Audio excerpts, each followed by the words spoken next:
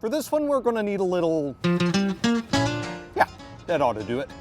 So this is random. My wife's family, apparently this was in a lot of their stuff.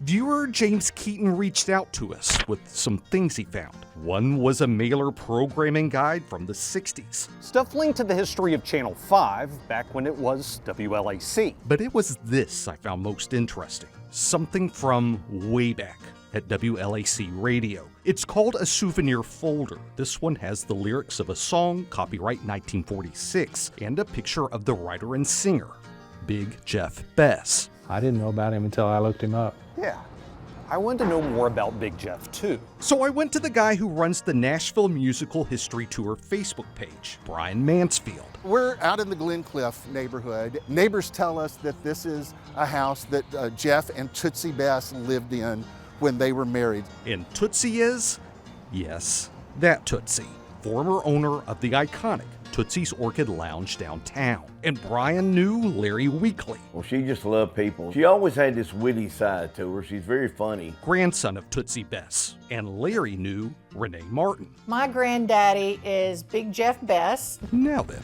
this is the story. Starting in the 1940s, Big Jeff was a major musician and presenter with a radio show on WLAC. Tuned in at WLAC Radio, AM, and there was Big Jeff Bess in Radio Playboys. He was so stubborn he wouldn't join the musicians union. Maybe one of the biggest music figures that wasn't really associated with the Grand Ole Opry. They wanted him on the Opry and he wouldn't join the union. But at WLAC, Big Jeff had a lot of connections. Big Jeff and Roy Acuff anchored the afternoons on WLAC, and that's not nothing. And he launched a lot of careers. He had a knack for knowing who was going to be a star. Jeff gave him a shot. And a lot of the musicians that would go on to play in Hank Williams' Drifting Cowboys played in Big Jeff's band, the Radio Playboys, first. And it was through that radio show Big Jeff met Tootsie.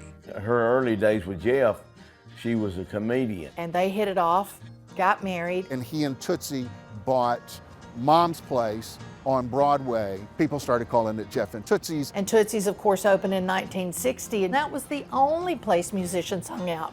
So they would barrel out the backstage door of the Ryman into the back door of Tootsie's between Opry shows. Then when they divorced, my grandmother bought him out and remained there from 1960 to her passing in 1978. Big Jeff Bess's legacy includes 16 years at WLAC, honky-tonks owned, and films he would star in, including A Face in the Crowd with Andy Griffith. Big Jeff and Jack Henderson's souvenir folder of WLAC. And that's a journey I took because James found something in storage which led me to call Brian, who knew Larry, who knew Renee. Yes. Completely random. I do love a random story. But aren't those random journeys grand? I'm Forrest Sanders, News Channel 5.